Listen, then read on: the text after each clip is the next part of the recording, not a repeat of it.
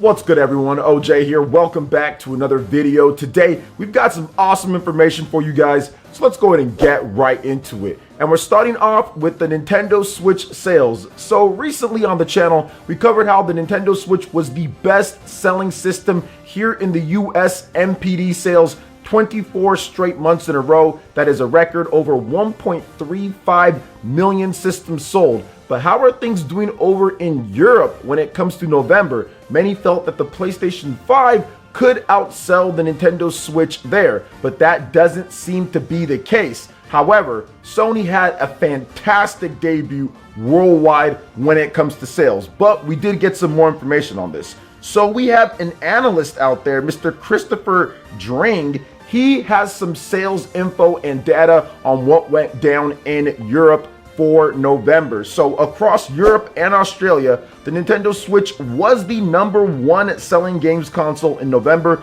just ahead of the PlayStation 5. Nintendo Switch sales are overall down very slightly, 2.2% over November 2019, which benefited from the launch of Pokemon Sword and Shield. Now, there was a question that was asked to Mr. Christopher Dring. They said, "Hello, I asked, are the PS5 plus PS4 hardware sales over Switches given the transition year? Comparisons have been very different configuration." Then Mr. Christopher says, "It was very close, mainly because of the UK. PlayStation as a brand had the biggest share of the market." So with PS4 and also PS5 a bit higher there, but if you talk about the Nintendo Switch sales just by itself, Switch did outsell the PS5, but the UK is just like that huge market in Europe that just eats up PlayStation. It always does. But overall, like I've been saying to many people out there, because it's always interesting to hear what people think about different sales numbers and stuff like that and how it affects business and everything.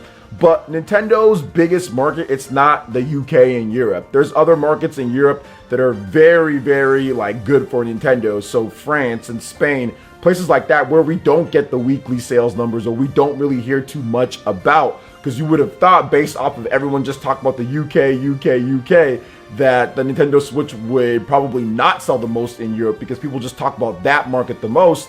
But Europe's big, right? There's a lot of places in Europe. There's a lot of different areas in Europe that play games and all sorts of stuff. But the overall grand scheme of all this, it's just cool to see all the systems doing extremely well. Now, obviously the Xbox series of consoles, they're selling what they have for the most part, but they were definitely behind on manufacturing, and also games lineup definitely a bit behind from what Nintendo and Sony offered this year. I'm probably expecting Xbox series of systems to pick things up in 2021 or 2022. But obviously the Nintendo Switch is already full steam ahead for multiple years now, and the PS5 is looking like a freight truck coming. So it is interesting just to see, but all the systems did very well over the holiday period. All the systems sold a lot of software and a lot of hardware, and overall it's just good to see that there is health within the industry. It is a massive one. There's plenty of games coming out, there's plenty of content for people to play, and there's plenty of options for consumers to have to pick what's best for them,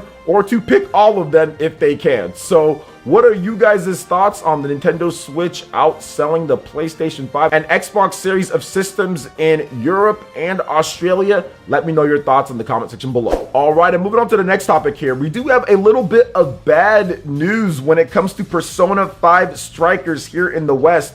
There will not be an English demo for the game, and we also have some more information on exactly how they got all of the recordings done for Persona 5 Strikers with English. So around the release of Persona 5 Strikers in Japan, Atlus did release a Japanese demo on the eShop, which all of you guys can play. Nintendo Switch is region free, so you can make a Japanese account, go on the Japanese eShop and download that demo and play. And even some of the menus and all that are in English, but that will not be the case. There will not be a full demo in English or Europe or anything like that. There will not be one. Atlus has confirmed that, but they did say that the English voices for the Persona 5 Strikers was recorded remotely. So there was probably a lot of setup to make sure that there wasn't any problems there if they're recording remotely, getting like the soundproofing and getting everything set up. So it probably took quite some time, and it might lead, I mean, I think what this means here, since it's all done remotely,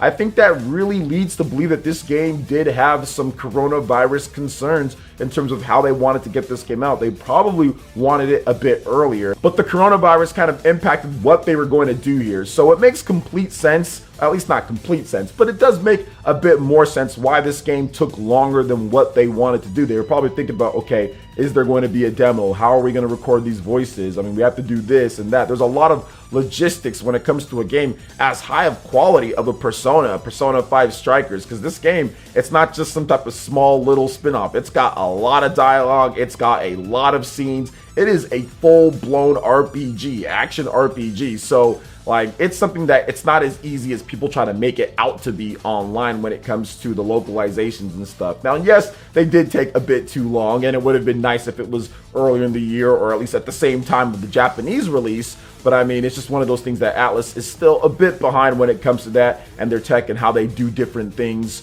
with their localizations, which hopefully changes in the future. But what do you guys think about Persona 5 Strikers not getting an English demo? We are going to be getting the game February. That's when it drops, February 23rd. You will get early access if you download the game digitally, pre-order download digitally. You can get it on the 19th or so. So not bad, not bad at all. At least there's that option for those who just simply can't wait. PlayStation 4, Nintendo Switch, and PC for the release. So what do you guys think about Persona 5 Strikers? Let me know your thoughts in the comment section below. All right, and moving on to the next topic here, guys. Capcom had a very interesting announcement from the Game Awards recently, and that is this new thing called the Capcom Arcade Stadium, and it's coming to the Nintendo Switch. And it's interesting because it is a app kind of that like you put on your Switch, and then you can just buy games. In a couple months, the Capcom Stadium Arcade will be coming to Nintendo Switch with over 30 classic titles that will be made available. Now, after downloading the Capcom Arcade Stadium, players can access a free version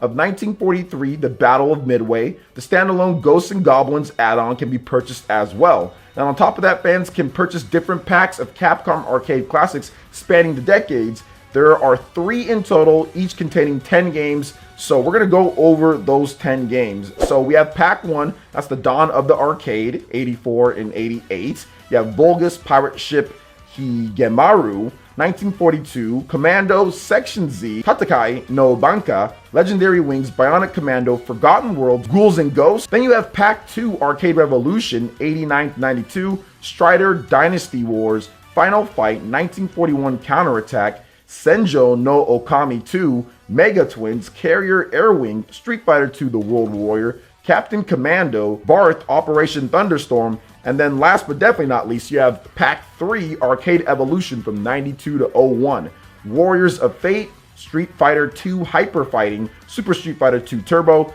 Powered Gear Strategic Variant Armor Equipment, Cyberbots Full Metal Madness, 19XX The War Against Destiny, Battle Circuit, Giga Wing, 1944 The Loop Master, and Pro Gear. Now, Capcom Arcade Stadium is due up for the Nintendo Switch in February of 2021. February is getting pretty loaded when it comes to Nintendo Switch stuff, but this seems pretty cool, right? You're getting more classic games. You have kind of like the packs that you can get there. They're going to have some nice little presentation and UI fonts and stuff for it. So for me, I think this is pretty dope for those who are into the classics, those who are into the arcade and all that, but no DuckTales on there. Like, no DuckTales. And I know that's not really arcade and all that, but still, DuckTales would have been cool if they were able to get that on there, but I know it's a completely different thing. I get that, you know, the remake, NES and all that, so it would have been nice, you know, that's all. But hey, you can't always have DuckTales, you know, Capcom being a mixed Scrooge out there when it comes to this. But no, it's pretty cool just to see these games come over and how they're doing it, like how they're getting classic games on the Switch, right? People have complained about no virtual console and Nintendo Switch Online, it's not enough games every single year and stuff like that. But to me, it's kind of like, it is what it is, right? I mean, you can get these classic games if you want to play them here, or you can play them by other means if you feel like doing that. So for me, there's always a way for people to enjoy these different classic games, and on a system to where you can take anywhere that you want. So it works, and I think overall people are going to enjoy this Capcom Arcade thing that they have on the Switch here. So what are you guys' thoughts on this? Let me know in the comment section below. All right, I'm moving on to the final topic here. We have an update on a game that's been in development for almost as long as Cyberpunk 2077. Well, not quite that long, but by the time that it's done, it will be about 2 years shy. So Granblue Fantasy ReLink. We have an update on this game with the PS5 version of the game, and we have a release year for the game as well, plus some brand new gameplay that looks absolutely amazing. So, action RPG Granblue Fantasy ReLink will launch for the PlayStation 5 in addition to its previously announced PlayStation 4 version in 2022. Publisher and developer Cygames announced at Granblue Fantasy Fest 2020. Now, additionally, the publisher premiered a brand new 23-minute gameplay demo showing the protagonist Gran and his comrades as well, plus some new equipment, abilities, party formation, and the airship stage with a really cool boss battle. Plus, they gave us an update on everything that was going on with the development of this game, guys. It started in August 2016, then it kind of snowballed all the way to 2019 where they got finally a live gameplay exhibition with 4 players, which we did see about that. Now, this game is interesting because Platinum Games used to be the developer of this game and then ended up getting put off of this game and moving on from it. So it's been through a little bit of development hell. They also gave us an update on the stages of development, which is nice for them to do this considering how long, the game has been in development. So here it is. So we have the first playable. The game is in a playable state, so the game can feel and be experienced. Pre-production, missing elements are added and improvements are made to a problem identified in the first playable build. Core of the game is fleshed out in preparation for vertical slice development. Then there's vertical slice. A limited amount of characters, maps, items, and features are available, but a small portion of core gameplay can be experienced in near finished quality, which is what you guys are seeing right here. The final budget and development schedule are determined based on the quality of this build of the game. Now, currently, and the following stages are in development. So right now, the alpha version, various features and resources are either unfinished or using temporary assets, but the game in its entirety is generally in a playable state. Now, the remaining stages for them to go is this. They have the beta version, which is planned features and resources are fully implemented. Some potential bugs and glitches may still need to be fixed, but the game should be nearing its releasable state. And then you have the master version of the game when it's all locked, ready to go for release, generally 3 to 6 months before actual release. Day 1 patches have become common alongside the development. So day 1 patches, you guys all know about those. You guys love those, don't you? But yeah, this is pretty cool to see this. Like, Granblue Fantasy ReLink is a game that I've been looking forward to for a long time at this point. It looked really cool. The action, gameplay, the mechanics. I mean, I'm not into Granblue, which started out as a mobile game. I haven't played those, but I love the world that they've built. I love the action. I love the different party members that they've shown off so far, and I love the smoothness of the gameplay. Everything does look really good from this vertical slice gameplay that we do have here. The boss battles, the effects, the graphics. It looks like it's going to be a great game, so I'm looking forward to seeing what they have for us in 2022. I'm not going to get too excited right now. We're still more than a year off, but it is looking promising based on the update and based on what they've shown off here. So what are you guys' thoughts on all the different topics that we covered today? Let me know in the comment section below. All right, guys, that wraps it up for this video here. Check out the links in the description. We've got Twitter. Going to give us a follow on there. Stay up to date on all the latest gaming news and information. Also, make sure you like, comment, and subscribe, and share this video if you can. Thank you guys so much for watching, and we'll catch you for the next one. Peace.